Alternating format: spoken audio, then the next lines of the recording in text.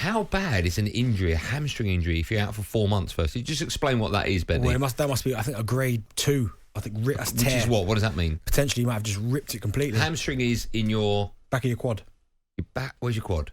Yeah, top of your leg. Right. Yeah. The hamstring's the back. Of it. Yeah. And is it the big elastic band? Big elastic band. Right. And what's that? It's a grade 2. Does that mean the elastic band is torn? It's torn, ripped. Because obviously that's where when you push off power, a lot of your power comes from that. And so how is that? If it's surgery, they have to reattach it. Oh my word! And then that's what takes time, because with a hamstring injury as well, what you find is a lot of these guys, and you pull your hamstring or you have a slight tear, and then it doesn't quite recover. You go again, you tear it a bit more. Then you come back, you might be able to get away with it for a couple of weeks, maybe a couple of months, and then it goes again. Like it's one of them injuries that if you don't look after it and maybe take a little bit longer, don't rush it back than you used to. Because a prime example of that is Michael Owen. When he first burst on the scene, he was rapid. Remember how fast he was? Yeah. Then all of a sudden, couldn't stay fit. Hamstring.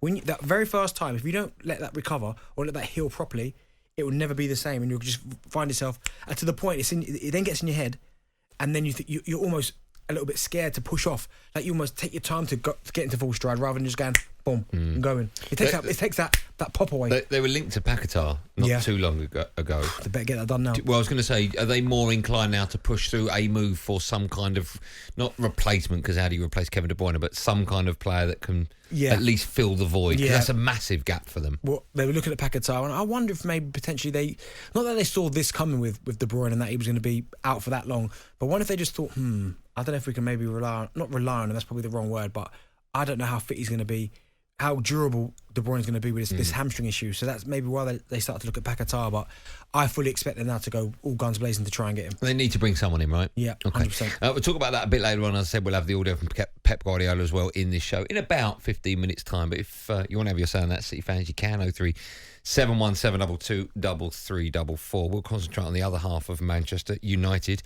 And their boss, Erik Ten Hag, was speaking last night following his side's 1-0 win over Wolves. It was live on talkSPORT. He said he's unsure why his team were below par.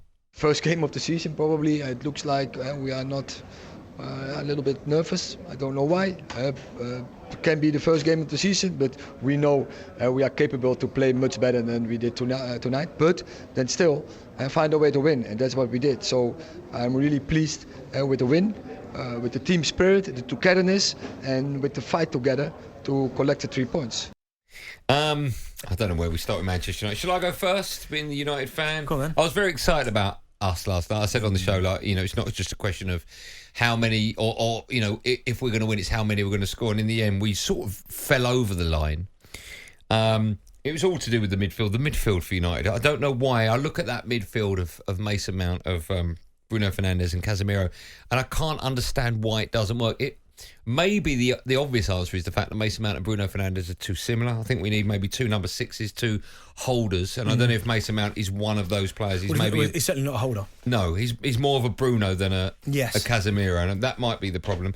I talked to Danny Murphy yesterday. He was on our show looking ahead to that game, and I said that I expect Manchester United to put Marcus Rashford down the middle, and they did. That's how they started with Garnacho on the left. Maybe that's a mistake. I think when everyone's playing to their best, you could argue Marcus Rashford is United's biggest threat. Yeah. And without a doubt. Okay, and him coming in, if you take him away from that position and put him up front, United are weaker. So maybe that's not the right thing to do. And if you've got Jadon Sancho on the bench and Anthony Martial, maybe play one of them. Maybe even as a false number 9, but I'd leave Rashford there. Yeah. I think Martial down the middle would make more sense. Martial down the middle, Rashford left. Because Rashford, to me, looks more dangerous. You look at his that spell he had last year where he was on fire. When he comes from that left-hand side, he's unplayable at times. And he looks more comfortable. Like, I don't think he minds playing out there and drifting into the middle, but I don't think he wants to start down the middle. But I think, that was definitely an issue, as you said there. I think Casemiro looked isolated last night. Like his legs look tired, which is a bit of a worry for the first game. I don't read too much into a first game of the season, right? I get that, and I can understand why you'd think that he looked tired. But when you've got a player, like Casemiro, who's at 31 years old, and you've got a club like Wolves that move the ball really well and they're just flooding forward, and he's on his own trying to pick up all the runners, it's incredibly difficult because you've got 2 effectively number 10s that are pushing on Bruno and Mason Mount. I think that was an issue. I thought Martinez looked a bit rash at the back, obviously got booked quite early and then all of a sudden couldn't really do anything. But what I would say is it's the first game of the season. What about Onana? What did you make of his performance? He did all right.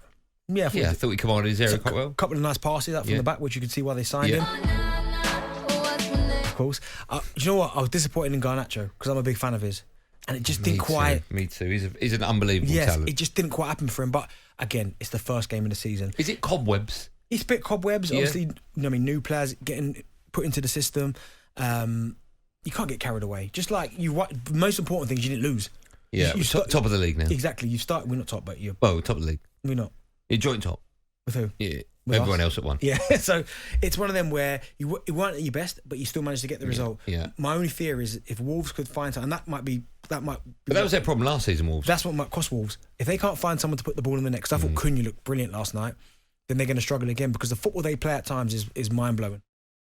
talkSPORT Drive with Andy Goldstein.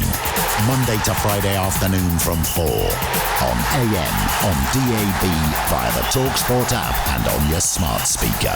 talkSPORT.